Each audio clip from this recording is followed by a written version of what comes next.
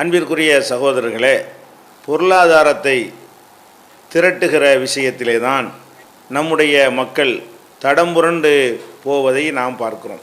கொள்கையில் உறுதியாக இருக்கக்கூடியவர்கள், சின்ன சின்ன சுன்னத்துகளை கூட உறுதியோடு கடைபிடிக்கக்கூடியவர்கள், அந்த சுன்னத்தை கடைபிடிப்பதற்காக சொந்த பந்தங்களையும் உற்றார் உறவினர்களையும் ஒட்டுமொத்த ஊர் ஜமாத்துகளையும் பகைத்து கொண்டு கூட கொள்கையிலே உறுதியாக இருப்பவர்கள், ஊர் நீக்கம் போன்ற பொய் வழக்குகள் போன்ற கொடுமைகள் நிகழ்த்தப்படும் போது கூட கொண்ட கொள்கையிலே உறுதியை காட்டிய நம்முடைய சகோதரர்கள் பொருளாதாரம் என்று வரும்பொழுது மாத்திரம் அதை திரட்டுகிற வழிமுறையாக இருந்தாலும், அதை செலவு செய்யக்கூடிய வழிமுறையாக இருந்தாலும் தடம் மாறி விடுவதை நம்ம பார்க்கிறோம். இது ரொம்ப ஆச்சரியமாக இருக்குது. இந்த பொருளாதாரம் என்பது மனிதனை எப்படியெல்லாம் மாற்றி விடுகிறது, இது ரொம்ப ஆச்சரியமாக இருக்கிறது. அடி உதையை கூட அவன் தாங்கிக் கொள்ள தயாராக இருக்கிறான். உயிர் போய்விடும் என்கிற ஒரு நிலைமை இருந்தால் கூட சத்தியத்தை சொல்வதிலிருந்து நான் பின்வாங்க மாட்டேன் என்று உறுதியை காட்டுகிறான். அப்போ மறுமையில் வெற்றி பெற வேண்டும் என்பதற்காக என்னுடைய வணக்க வழிபாடுகளை நபி வழியில் தான் அமைத்து கொள்வேன் என்றெல்லாம் சொல்லக்கூடிய மனிதர்கள் பொருளாதாரம் என்று வரும்பொழுது மாத்திரம் அந்த அல்லாஹுவை மறக்கிறார்கள், அவனுடைய தூதருடைய வழிமுறையை மறக்கிறார்கள், மறுமையில் இதற்கெல்லாம் விசாரணை உண்டு என்பதை மறக்கிறார்கள். இது ரொம்ப ஆச்சரியமாகத்தான் நமக்கு இருக்கிறது. கடன் வாங்கினால் அதை திருப்பி கொடுக்கக்கூடாது என்ற நிலையிலேயே வாங்குவதை நம்ம சர்வசாதாரணமாக நம்முடைய சகோதரர்கள் மத்தியிலே நம்ம காண முடிகிறது. அதே போல் தொழில்துறை நடத்தினார்கள் என்று சொன்னால் இது மார்க்கத்தில் எதெல்லாம் அனுமதிக்கப்பட்டிருக்கிறதோ அதை நம்ம செய்யணும், மார்க்கத்தில் தடுக்கப்பட்டதை நம்ம செய்யக்கூடாது என்ற ஒரு எல்லையை வகுத்து கொள்ளாமல் காசு வரும் என்றால் நான் எதை வேண்டாலும் செய்வேன் என்று நடக்கக்கூடிய காட்சியை பார்க்கிறோம். நபிகள் நாயகம் ஸல்லல்லாஹு அலைஹி வஸல்லம் சொன்னார்கள், ஒரு காலம் வரும், அந்த காலத்தில் மக்கள் இது ஹலாலான முறையில் நமக்கு கிடைக்கிறதா ஹராமான முறையில் கிடைக்கிறதா என்பதை பற்றி பொருட்படுத்த மாட்டார்கள், அந்த மாதிரியான ஒரு காலம் வரும் என்று நபிகள் நாயகம் ஸல்லல்லாஹு அலைஹி வஸல்லம் அவர்கள் நமக்கு சொன்னார்கள். அந்த காலத்தில் தான் நம்ம வாழ்கிறோங்கிற அளவுக்கு இன்றைக்கி நிலைமை இருக்கிறது. அப்போ அந்த பொருளாதாரத்தை சம்பாதிப்பதற்கு என்னென்ன குறுக்கு வழிகள் இருக்கிறதோ அதையெல்லாம் செய்வதற்கு நான் தயார். நான் நன்றாக இருப்பதற்காக வேண்டி யாருக்கு எந்த பாதிப்பு ஏற்பட்டாலும் அது பற்றி எனக்கு கவலை கிடையாது. நான் நல்லபடியாக இருக்க வேண்டும், செல்வ செழிப்போடு இருக்க வேண்டும், என்னுடைய மனைவி மக்கள் சந்தோஷமாக இருக்க வேண்டும், அதற்காக யாருக்கு எந்த கேடு வந்தாலும் எனக்கு அக்கறை இல்லை. இந்த மாதிரி நடக்கக்கூடிய காட்சியை நம்ம பார்க்குறோம். அப்போ இந்த பொருளாதாரம் சம்பந்தமாக மார்க்கம் நமக்கு என்ன சொல்லுகிறது? அல் ஹலாலு பையினுன், ஹலால்ங்கிறது தெளிவாக உள்ளது. ஹலால்னு சொன்னால் இது அனுமதிக்கப்பட்டது என்பது தெல்ல தெளிவாக மார்க்கத்தில் இருக்கிறது. ஒல் ஹராமு பையினுன், ஹராம் என்று சொல்லக்கூடியதும் தெல்ல தெளிவாக இருக்கிறது. இப்படி சொல்லிவிட்டு ரசூல் ஸல்லல்லாஹு அலைஹி வஸல்லம் அவர்கள் நமக்கு செய்கிற முக்கியமான எச்சரிக்கை, இது பன்றி ஹலாலா ஹராமான்னு கேட்டால் இஸ்லாத்தின் பெயரால் உள்ள 72 கூட்டமும் ஹராம் என்று தான் சொல்வார்கள். திருடுவது ஹலாலா ஹராமா என்று கேட்டால் உலகத்தில் உள்ள எல்லா முஸ்லீமுமே அதை ஹராம் என்று சொல்வார்கள். ஒருத்தர் கூட திருடுறது ஹலால் தான் என்று சொல்லவே மாட்டார்கள். மோசடி செய்வது, ஏமாற்றுவது, அளவு நிர்வகிகளில் குறை செய்வது, இதெல்லாமே மார்க்கத்தில் கூடுமா கூடாதான்னு கேட்டு பாருங்க, தெளிவாக சொல்லுவாங்க, எல்லாருமே ஹராம் என்று சொல்வார்கள். அது மாதிரி எது ஹலாலுங்கிறது நமக்கு தெளிவாக இருக்கிறது. இதெல்லாம் ஹலால் தெளிவாக இருக்கிறது, இதெல்லாம் ஹராம் தெளிவாக இருக்கிறது. இந்த தெளிவான ஹலால்லையும் தெளிவான ஹராமுலையும் நாம் ஓரளவுக்கு பேணுதலாக இருந்து விடுகிறோம். ஆனால் நபிகள் நாயகம் ஸல்லல்லாஹு அலைஹி வஸல்லம் சொல்கிறாங்க, இந்த ரெண்டோட விஷயம் முடியலை. மார்க்கத்தில் ஒன்று ஹலாலு ஒன்று ஹராமு என்பதோட முடியவில்லை. ஓ பைனஹுமா உமூருன் முத்தஷாபிகாத், இந்த ரெண்டுக்கு மத்தியில் சந்தேகங்களை ஏற்படுத்தக்கூடிய காரியங்களும் இருக்கின்றன. அதாவது தெள்ள தெளிவாக ஹலால் இப்படியான விஷயங்களும் மார்க்கத்தில் இருக்கின்றன. தெள்ள தெளிவாக ஹராம் ஒருத்தன் கூட ஹலால்னு சொல்ல மாட்டான் என்ற மாதிரியான விஷயங்களும் மார்க்கத்தில் இருக்கின்றன. இந்த ரெண்டுக்கு நடுவில் சந்தேகத்திற்கு உரிய காரியங்களும் இருக்கின்றன. இதுதான் ஜாக்கிரதையாக இருக்க வேண்டிய இடம். ரசூல் ஸல்லல்லாஹு அலைஹி வஸல்லம் சொல்றாங்க, இது ஹலாலா ஹராமா என்று சந்தேகம் வந்துவிடும். சந்தேகம் வரும் பொழுது ஒரு முஸ்லீம் எப்படி நடக்கணும்? அது ஹலாலா இருப்பதற்கு 50% வாய்ப்பு இருக்கிறது, ஹராமா இருப்பதற்கு 50% வாய்ப்பு இருக்குதுன்னு சொன்னால் நீங்கள் அதை ஹராம் என்கிற அந்தஸ்திலை வைத்து ஒதுங்கி கொள்ள வேண்டும்.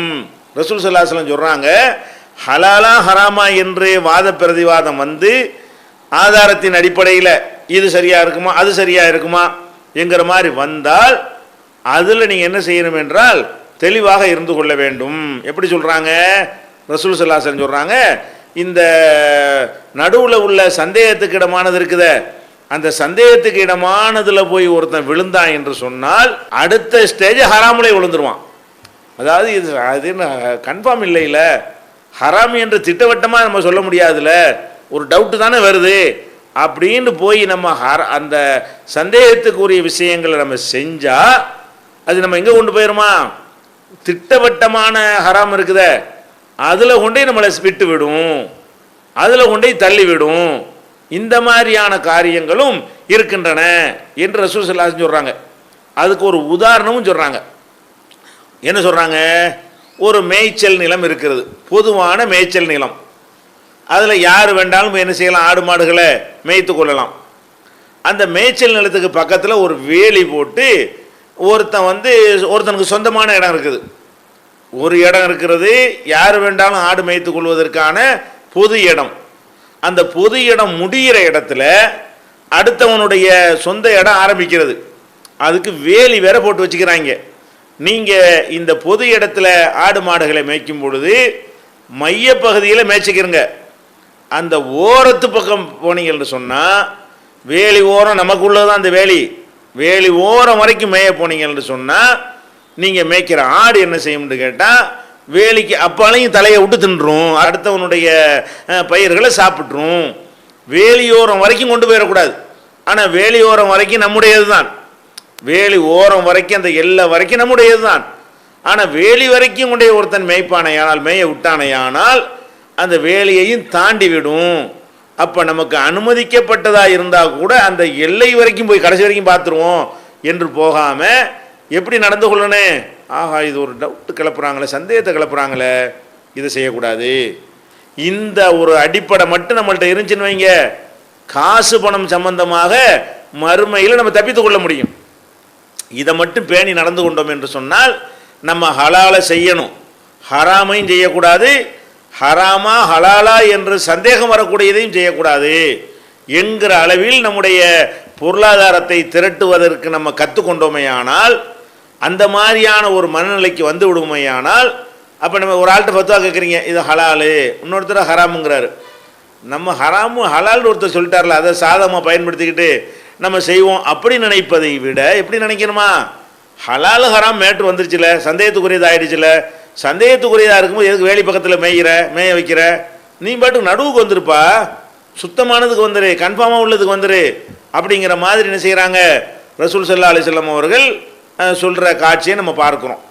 இதில் நம்ம மற்ற விஷயங்கள்லாம் இதை நம்ம கரெக்டாக தான் கடைபிடிச்சு கொடுக்குறோம். உலக விஷயங்கள்ல எல்லாம் ஓரம் வரைக்கும் ஒரு மலை உச்சியில் ஏறுறோம், விளிம்பு கடைசி விளிம்பு ஒரு ஜானு ஒரு நூல் அளவு தலைனா கீழே விழுந்துருவோம். அந்த இடத்துக்கு நிற்போமா? போய் நிற்க மாட்டோம். ஒரு அளவுக்கு கடைசி வரைக்கும் போவோமே தவிர கீழே தான் விழுந்துருவோங்கிற அளவு வரைக்கும் நம்ம போய் மேலே நிற்போமா? ஒரு மொட்டை மாடி இருக்கிறது, அதுக்கு மேலே ஒரு பொடிசா மெல்லிய சுவர் இருக்கிறது, காம்பவுண்டு சுவர் மாதிரி, அது மேலே ஒருத்தன் ஏறி நிற்பானா? நிற்க மாட்டான், நின்றா விழுந்துருவோமே. அப்போ என்ன செய்வோம்? சுவருக்கு இந்த பக்கமும் நின்றுக்குருவோம், உள்ளுக்குள்ளே நின்றுக்கிட்டு எட்டி பார்ப்போம், தலையை மட்டும் விட்டு எட்டி பார்ப்போம். நம்ம நடக்கிறோமா இல்லையா? அப்போ உலக விஷயங்கள்ல எல்லாம் அதில் ஒரு டவுட்டு வந்துடும், நமக்கு ஆபத்து வந்துடும் என்று சொன்னால் அதில் நம்ம கவனமாக இருந்து கொள்வதை பார்க்குறோம். அதே மாதிரி ஒருத்தர் ஒரு கூலையில் தண்ணீர் இருக்கிறது, அந்த தண்ணீரில் என்ன செய்கிறாரு? 2 பேர் பக்கத்தில் உட்காந்துக்கிட்டு ஒருத்தர் சொல்கிறாரு அதில் விஷம் கலந்துருக்குங்கிறாரு, இன்னொருத்தர் சொல்கிறாரு விஷம்லாம் கலக்கலை நீ குடிங்கிறாரு, குடிப்போமா? விஷம் கலந்துருக்குன்னு ஒருத்தர் சொல்கிறாரு, விஷம்லாம் கலக்கிறன்னு இன்னொருத்தர் சொல்கிறாரு. அப்போ விஷம் கலக்கலைங்கிறவர் சொல்கிறதும் உண்மையாக இருக்கலாம், விஷம் கலந்து இருக்குதுன்னு சொல்கிறாரு அது கூட உண்மையாக இருக்கலாம்.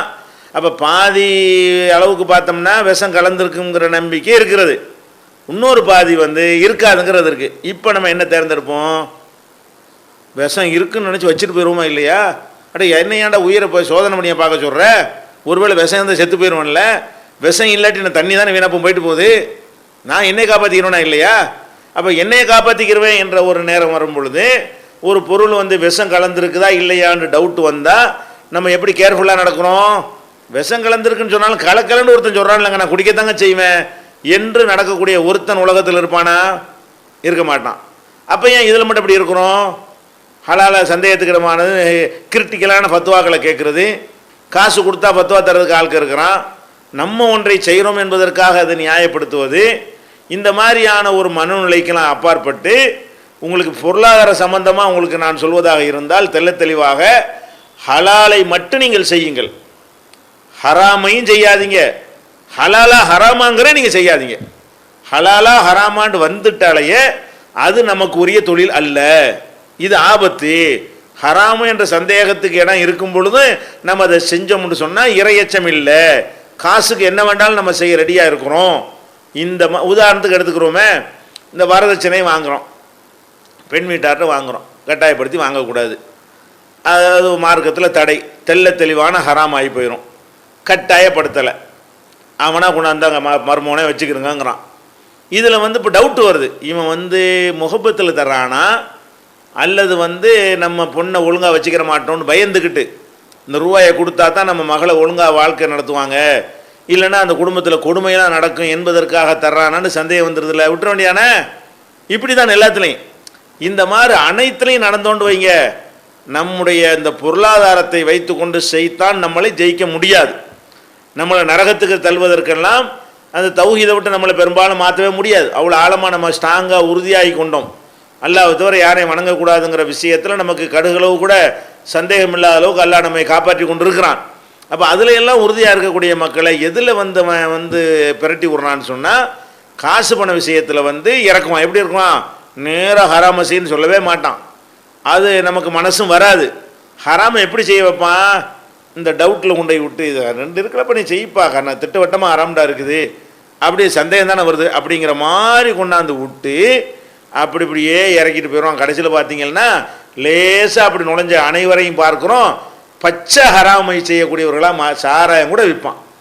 ஹலாலா ஹராமாங்கிற ஒரு ரேஞ்சுக்கு போய் ஏன்னு கேட்டால் என்ன வருதுன்னு கேட்டால் அவன் மனசில் காசு ஃபஸ்ட்டு அது இருக்குது மனசில், அதனால இந்த மாதிரி வர்றான். அதனால் இந்த பொருளாதாரம் சம்பந்தமாக நம்ம ரொம்ப சொல்ல தேவையில்லை. இது கேள்வி பதில் பொருளாதாரம் சம்பந்தப்பட்ட கேள்வி பதில் நிகழ்ச்சியாக இது ஏற்பாடு செய்யப்பட்டிருக்கிற காரணத்தினால் இந்த ஒரு சுருக்கமான முன்னுரையை சொல்லிவிட்டு உங்களுடைய கேள்விகளை நம்ம எதிர்கொள்வோம்.